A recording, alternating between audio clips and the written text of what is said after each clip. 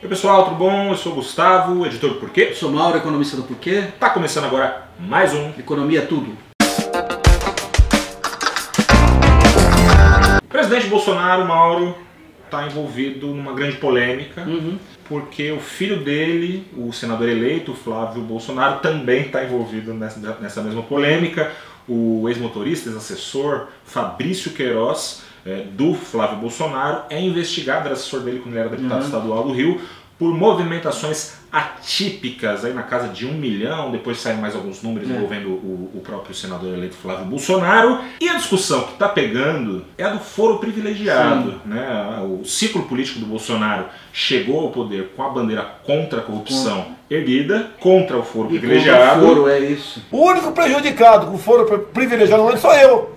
O prejudicado, que eu não quero essa porcaria de foro privilegiado. E parece que estão tentando se valer de alguma coisa no STF. Que poderia ser alguma coisa como um foro privilegiado. Isso, porque ele teria já esse direito, então ele alega que já estaria sendo investigado, o que não está muito claro, e que ele não poderia ser investigado por ser senador eleito. Enfim, tem um enrosco todo jurídico aí, na verdade, né? O STF já decidiu no ano passado que o que vale é o que o cara faz no mandato, no foro, mas ele, enfim, está tentando algum tipo de benefício nesse sentido. Claro. A gente já falou aqui no Porquê do aspecto econômico, né, do foro privilegiado, dos incentivos que ele cria, que não cria. Vamos falar um pouquinho mais deles? Vamos falar, primeiro, o Brasil, no mundo inteiro, em vários países, políticos eleitos e ministros de Estado, eles têm algum tipo de proteção na lei, eles são diferenciados, eles têm um destaque. A questão é saber se no Brasil é tão forte assim ou não. E seria uma proteção, em tese, para blindar o cara de instabilidade política, perseguição, isso,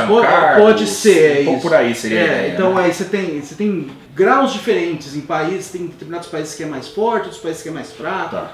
Então tem um artigo acadêmico que documentou esses procedimentos e olhou para as regras, para as constituições de diversos países, no caso são 90 democracias. E aí tentou ver onde é mais forte, onde é mais fraca essa proteção a políticos, né? E o Brasil é muito forte. O político está bem protegido Está aqui, muito né? protegido aqui, e é uma coisa muito interessante. Em 90 democracias, são 4 os países em que essa proteção é mais forte, que é Paraguai, Uruguai, Brasil e Argentina. Tudo colado. Tudo colado, E aí, por exemplo, na Europa, no Reino Unido, quase não tem proteção especial. Ele é tratado basicamente como um cidadão qualquer, perante a lei. E aqui tem essa proteção adicional. A questão saber, será que isso faz sentido ter essa proteção? Se é necessária, se vale o custo. A gente não sabe para o Brasil específico, mas pode olhar para os diversos países, o que eles fazem, eles olham para os diversos países e ver se isso tem alguma correlação com corrupção.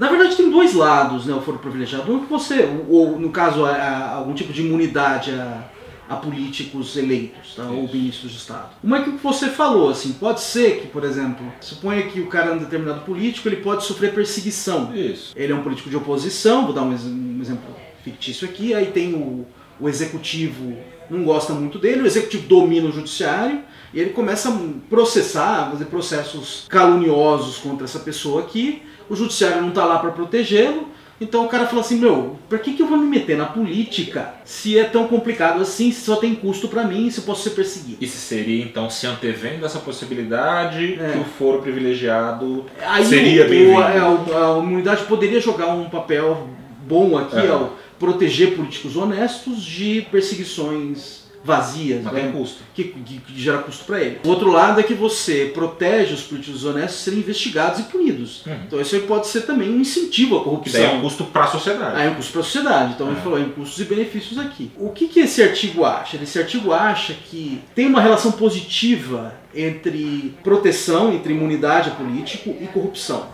Mas só em lugares em que o judiciário é forte. Você falou então que tem uma relação positiva. Isso significa que um puxa o outro. Isso, um puxa o outro. Estão associados, né? Países em que essa imunidade é mais forte são países também mais corruptos. Tendem a ter mais corrupção. Só que isso só se verifica em lugares em que o judiciário é forte. Que é esse negócio, aquela história que eu falei aqui do benefício... Está acontecendo na prática. Do possível benefício do foro, isso aí só rola em lugares em que o judiciário é fraco, que não está ali para proteger os bons políticos.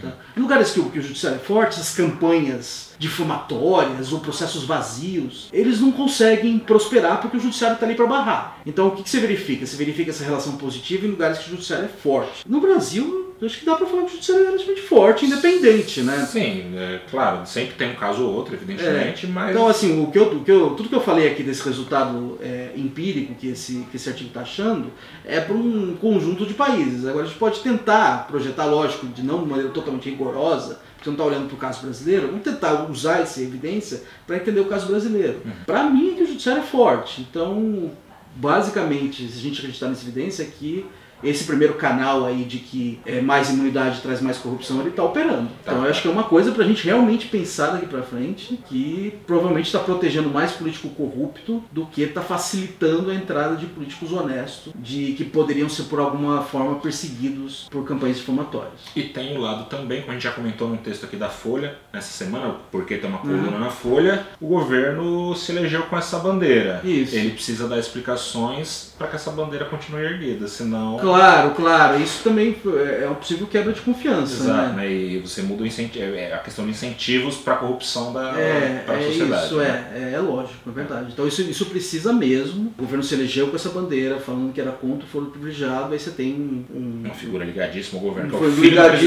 do presidente, é um deputado do mesmo partido do presidente, um senador eleito do mesmo partido do presidente, usando essa prerrogativa que foi tanto criticada. Complicado. E agora acho que a questão é saber o seguinte, olha, uma das bandeiras da campanha foi: vamos acabar com o foro privilegiado. Vai acabar mesmo? Agora que talvez precise dele, talvez não? Precise, Vai acabar, não vai? Bom, a gente está deixando aqui embaixo os links dos conteúdos que a gente está comentando aqui e te convida, claro, como sempre, a entrar lá no porquê.com.br, compartilha o vídeo, curte, se inscreve, toca o sino e acompanha todas as redes sociais do Porquê. Valeu, gente, até a próxima.